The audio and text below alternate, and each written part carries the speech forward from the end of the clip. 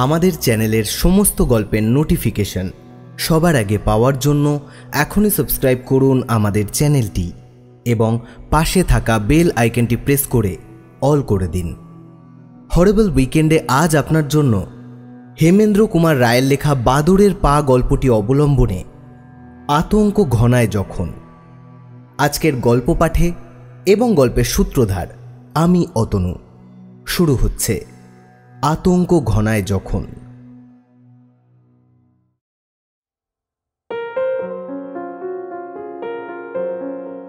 উত্তর কলকাতার নিরিবিলি পরিবেশে স্ত্রী সুরমাকে নিয়ে বেশ আছেন সুরেনবাবু। সুরেনবাবুর বয়স 63, বর্তমানে রিটায়ার্ড। ছেলে অমিয় রেলের বড় অফিসার। এখন এই বয়সে এসে অবসর জীবনে নিজের স্ত্রীকে নিয়ে বেশ আছেন। ছেলে এখনো বিয়ে থা করেনি, মেয়ে দেখা চলছে। এবার ছুটি নিয়ে বাড়ি এলে বিয়ে দেবে, এমনই কথা চলছে দম্পতির মধ্যে। রোজ সকালে মর্নিং ওয়াক থেকে ফিরে চা খেতে খেতে নিউজ পেপার, আর সারাদিনে শুয়ে বসে বাড়ির পিছনের বাগানের দেখাশুনো করে বেশ কেটে যাচ্ছে। অভাব তার কোনো কিছুতেই নেই। ছেলে মাসে মাসে মানি অর্ডারে টাকা পাঠাচ্ছে, তার উপর তার পেনশনের মোটা টাকা। এবার ছেলের বিয়ে দিয়ে ঘরে একটা টুকটুকে বৌমা আনতে পারলেই ব্যাস, 16 কলা পূর্ণ। সুরেনবাবুর অফিসের সহকর্মী অবনীও বর্তমানে অবসর জীবন কাটাচ্ছে। সুরেনবাবুর চাকরি জীবনের একমাত্র বন্ধু ছিল অবনী। বয়সে 2 বছরের ছোট সুরেনবাবুর থেকে। বর্তমানে সে অবসর জীবন কাটাচ্ছে বেশ আনন্দে। আজ এখানে কাল সেখানে, বেশ ভালোই আছে।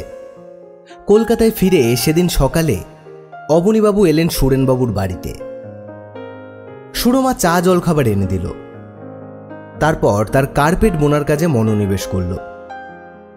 অবনীবাবু চায়ের কাপ তুলে নিয়ে চায়ে একটা চুমুক দিয়ে বললেন, বৌদি, সত্যিই তোমার হাতের জবাব নেই।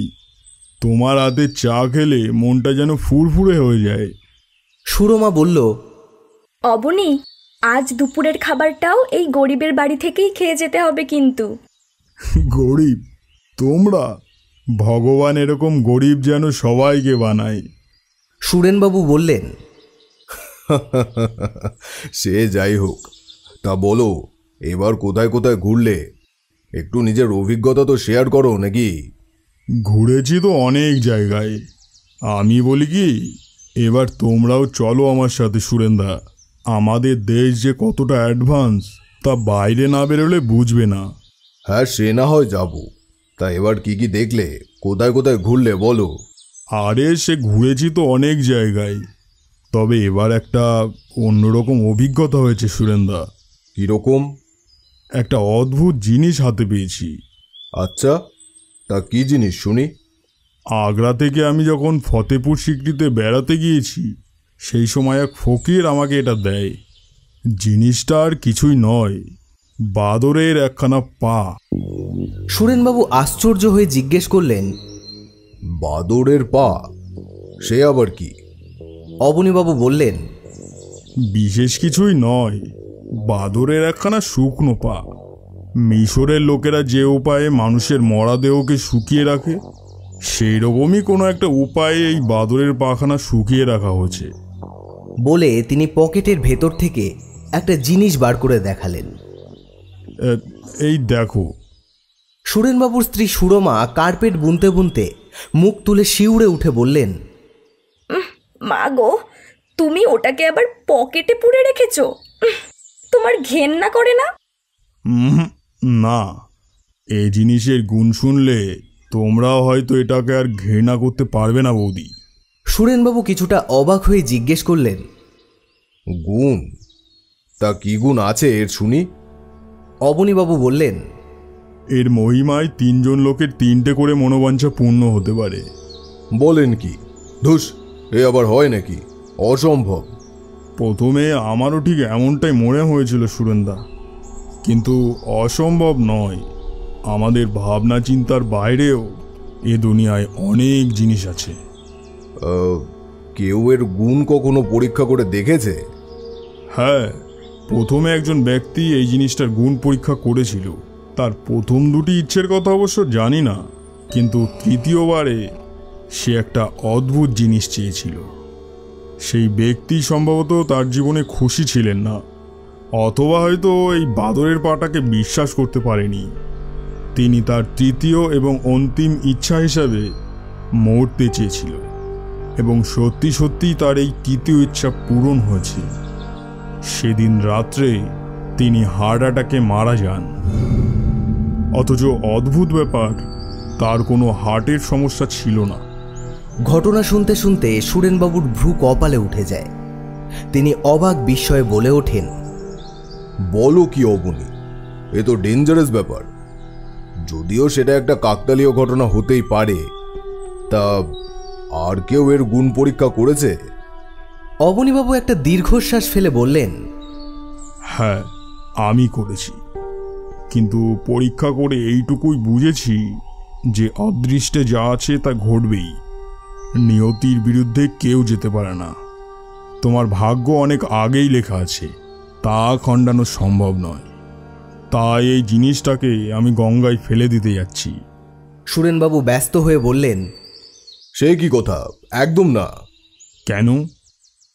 তোমার কথা যদি সত্যি হয় তাহলে তো বলতে হবে এর শক্তি এখনো ফুরোয়নি। এখনো আর একজন লোক এর কাছে 3টি ইচ্ছে প্রকাশ করতে পারে। কি বলো? তা পারে।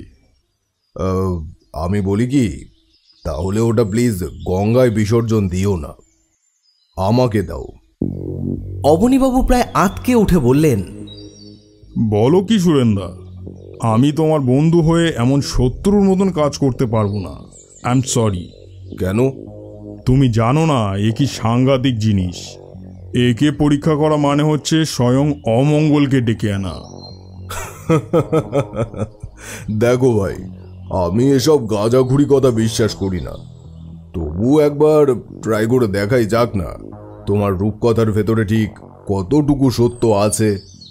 ওটাকে গঙ্গায় ফেলে না দিয়ে আমার হাতেই দিয়ে যাও, বুঝলে?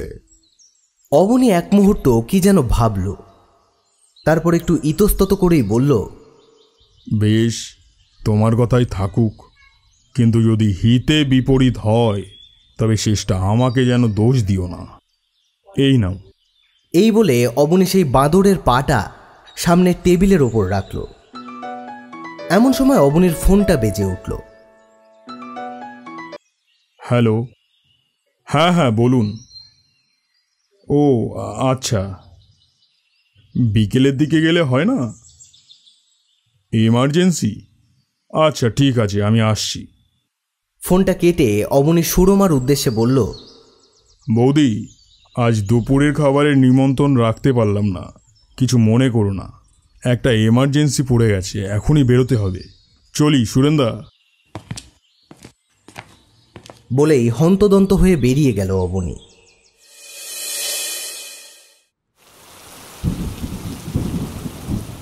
সারাটা দিন একরকম কাটল। সন্ধ্যার দিকে হঠাৎ ঝুপ করে বৃষ্টি নামল, তার সাথে মুহুর্মুহু মেঘের গর্জন। সুরমার মনে অনেকক্ষণ ধরেই সেই বাদুড়ের পাটা নিয়ে একটা ভাবনা ঘুরছিল। সে আর চেপে রাখতে পারল না, বলেই ফেলল সুরেনবাবুকে, হ্যাঁ গো, এ যেন আরব্য উপন্যাসের ওই আলাদিনের প্রদীপের গল্পের মতো, তাই না? তা যা বলেছ গিন্নি। তোমার বন্ধুর শিওর মাথা খারাপ হয়ে গেছে। সুরেনবাবু বললেন, তা যা বলেছ আমারও তাই বিশ্বাস, তবু মজাটা একবার দেখাই যাক না, কি বলো? বলছো? দেখাই যাক না কি হয়। আচ্ছা, প্রথমে কি ইচ্ছা প্রকাশ করি বলো তো? সুরমা বলল, কি আর চাইবে, আমাদের তো কোনো কিছুরই অভাব নেই। ছেলের ভালো চাকরি হয়েছে, তুমি পেনশন পাচ্ছ, আমরা তো সুখেই আছি। আর কি চাই বলো? তবে হ্যাঁ, আমার একটা ইচ্ছে আছে বটে। আমাদের বাড়িখানা অনেক দিন মেরামত হয়নি, আর বাগানের দিকে খান তিনেক ঘর তুললে ভালো হয়। ফাঁকা পড়ে আছে, ভাড়া দিয়ে দেওয়া যাবে। এসবের জন্য ধরো ওই 1,05,000 টাকা তো লাগবেই। সুরেনবাবু হো হো করে হেসে বললেন, 5 লাখ টাকা দরকার? তার ভাবনা কি, এখনই তোমাকে দিচ্ছি, দাঁড়াও। বলেই তিনি বাদরের সেই শুকনো পাখানাকে হাতের উপর রেখে বললেন, আমাদের 5 লাখ টাকা দরকার, বুঝেছ? 5 লাখ টাকা। তারপরেই তিনি আর্তনাদ করে বাদরের পাখানাকে টেবিলের ওপর ফেলে দিলেন। হঠাৎ বাইরে কোথাও খুব জোরে একটা বাজ পড়ল। সুরমা ব্যস্ত হয়ে বলল, ও কি, অমন করে উঠলে কেন? সুরেনবাবুর চোখে মুখে আতঙ্ক। তিনি সভয়ে বললেন, আমার মনে হলো বাদরের ওই পাখানা হাতের ভিতর হঠাৎ নড়ে উঠল। সুরমা বলল, ধুস, তা আবার হয় নাকি? ও তোমার মনের ভুল। এই শোনো, রাত অনেক হলো, এখানে বসে আর পাগলামি না করে খাবে চলো।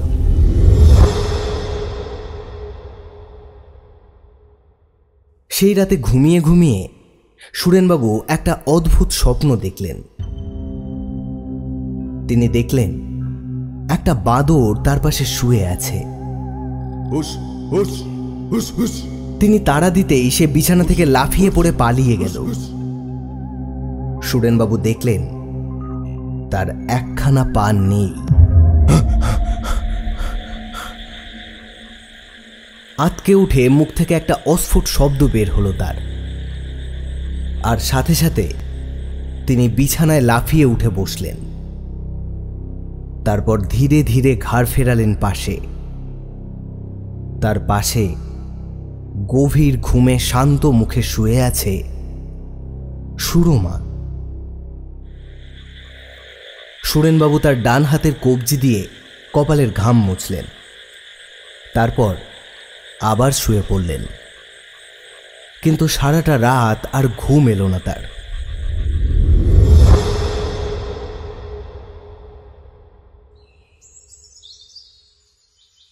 পরদিন সকালবেলা চা খেতে খেতে সুরেনবাবু সুরমাকে তার দেখা স্বপ্নের কথা বললেন। সুরমা হেসে বলল,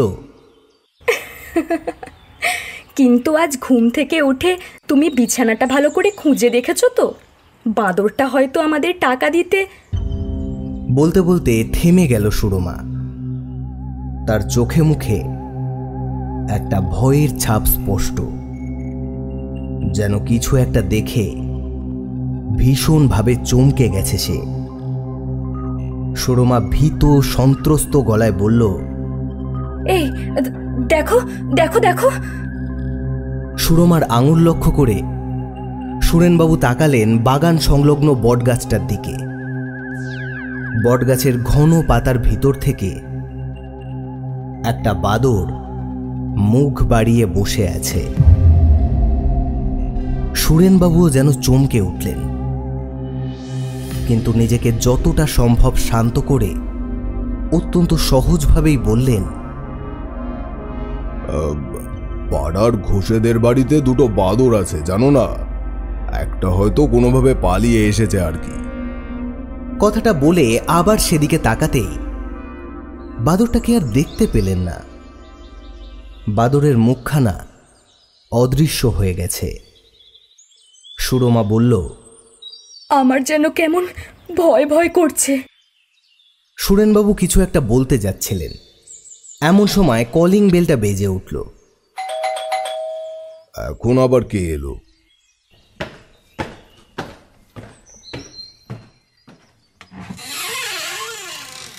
সিঁড়ি বেয়ে নিচে নেমে দরজা খুলতেই দেখলেন সামনে পিয়ন দাঁড়িয়ে আছে।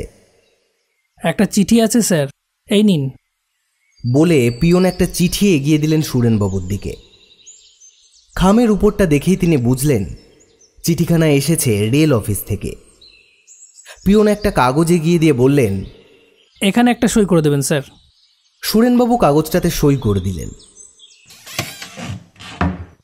পিয়ন চলে যেতে তিনি চিঠিটা খুললেন।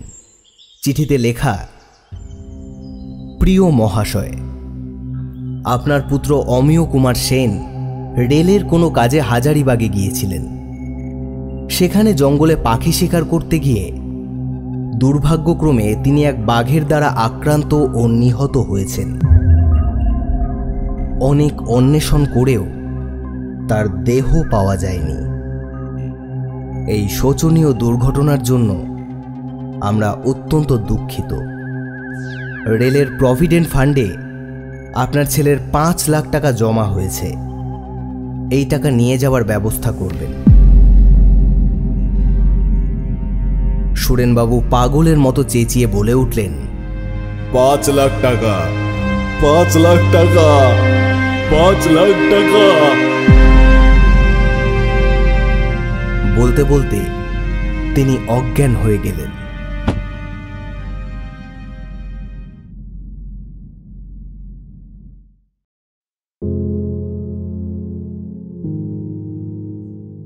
এরপর 1 মাস কেটে গেছে। সুরেনবাবুর সেই হাসি খুশি মুখটা এখন বড্ড ফিকে লাগে। খুব বেশি কথা বলেন না। হাই ব্লাড প্রেশার ধরা পড়েছে। ডাক্তার বেশি চিন্তা করতে বারণ করেছে। কিন্তু চিন্তা কি আর বলে কয়ে আসে? তাছাড়া ছেলেহারা বাবার শোকটা শুধুমাত্র যারা ছেলে হারিয়েছেন তারাই জানেন। গভীর রাত। সুরেনবাবু আর সুরমা পাথরের মূর্তির মতো বসে আছেন। দুজনের কারোর চোখে ঘুম নেই। অমাবস্যার রাত। আকাশ অন্ধকার। বাগানের বড় বড় গাছগুলো দমকা হাওয়ায় যেন কেঁদে কেঁদে উঠছে। হঠাৎ সুরমা বলে উঠল, ওগো, সেই বাঁদরের পাটা কোথায়? বাদুড়ের পায়ের কথাটা সুরেনবাবু একেবারে ভুলেই গিয়েছিলেন। সামনে টেবিলের দিকে তাকিয়ে দেখলেন সেটা সেখানেই পড়ে রয়েছে। তিনি স্ত্রীকে বললেন, ওই যে, কিন্তু ওর কথা জিজ্ঞেস করছো কেন? সুরমা বলল, ওর কাছে এখনো তুমি দুটো ইচ্ছা প্রকাশ করতে পারো। সুরেনবাবু বললেন, না না, আর কোনো ইচ্ছে প্রকাশ করার দরকার নেই। ওসব বাজে আজগুবি ব্যাপার। সুরমা বলল, না না, আমি আমার ছেলেকে দেখতে চাই। কি বলছো তুমি আবোল তাবোল? কোথায় আমাদের অমিয়? বেঁচে থাকলে সে আপনিই আসতো। সুরমা মাথা নেড়ে বলল, না না না, আমি তাকে দেখবই। তুমি ইচ্ছা করলে সে এখনই আসবে। সুরেনবাবু বললেন, শোকে তোমার মাথা খারাপ হয়ে গেছে সুরমা। আমার প্রথম ইচ্ছেটা ফলেছে কোইন্সিডেন্টলি। বাদুড়ের পায়ের জন্য নয়, ওর কোনো গুণ নেই। ওরা স্রেফ একটা কাকতালীয় ঘটনা ছাড়া আর কিছুই নয়। অসম্ভব কখনো সম্ভব হয় না সুরমা, একটু বোঝার চেষ্টা করো। সুরমা কাঁদতে কাঁদতে বলল, তাহলে তুমি আমার কথা রাখবে না? আমার আমার অমিয়কে তুমি দেখাবে না? আর কি করা যায়? সুরেনবাবু নাচার হয়ে বললেন, বেশ, তুমি যখন কিছুতেই বুঝবে না তখন কি আর করি বলো। এই বলে এগিয়ে গিয়ে টেবিলের ওপর থেকে বাঁদরের পাটা তুলে নিয়ে বললেন, আমি আমার ছেলে অমিয়কে দেখতে চাই। হঠাৎ বাইরের বটগাছ থেকে একটা পেঁচা কর্কশ স্বরে চিৎকার করে উঠল। সঙ্গে সঙ্গে ঝোড়ো হাওয়া শুরু হলো। একটা টিকটিকি দেওয়ালের ওপরে টিকটিক করে ডাকল। তারপর সব স্তব্ধ। সুরেনবাবু বললেন, দেখলে তো, ও বাদরের পায়ের কোনো গুণই নেই। আমি এখন শুতে যাই, তুমিও এসো। সুরেনবাবু যেই পা বাড়িয়েছেন সঙ্গে সঙ্গে সদর দরজা দুম করে খুলে যাবার শব্দ হলো। সুরমা ধরফর করে উঠে দাঁড়ালো। ব্যগ্র স্বরে বলল, ও ও কে দরজা খুললো?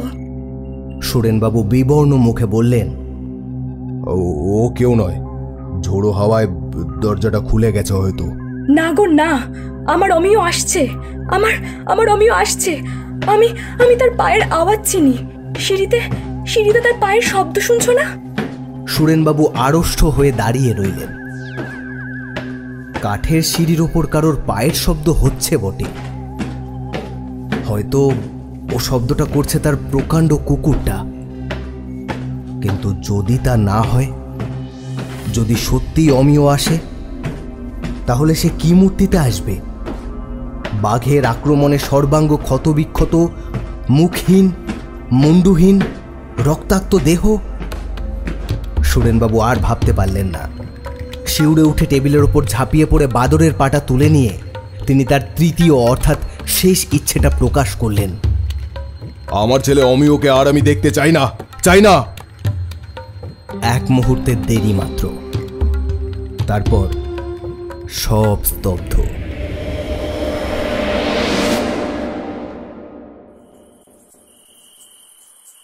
সিঁড়ির ওপরে আর কোনো শব্দ শোনা যাচ্ছে না। খানিক পরে সুরমা নিরাশ মুখে ঘরে ফিরে এলেন। সুরেনবাবু হাঁপাতে হাঁপাতে বললেন, কি দেখলে? শ্রান্তভাবে চেয়ারের ওপর বসে পড়ে সুরমা বলল, বাইরে কেউ নেই, কিন্তু সদর দরজাটা খোলা। সুরেনবাবু একটা দীর্ঘশ্বাস ছেড়ে সোফার ওপর বসে পড়লেন। কাল সকালে মর্নিং ওয়াকে বেরোনোর সময় ওই আতঙ্ক জাগানো বাদরের পাটা তিনি নিয়ে যাবেন। তিনি নিজের গলাটাকে যথাসম্ভব শান্ত করে সুরমাকে বললেন, কাল সকালে আমার বাড়ি ফিরতে একটু দেরি হবে। কেন? একটু গঙ্গার পাড়ে যাব। অনেক দিন মা গঙ্গার দর্শন করি না, কাল একটু ঘুরে আসব। আর মনে মনে বললেন, আর এই অলক্ষণে পাটাকেও বিসর্জন দিয়ে আসব।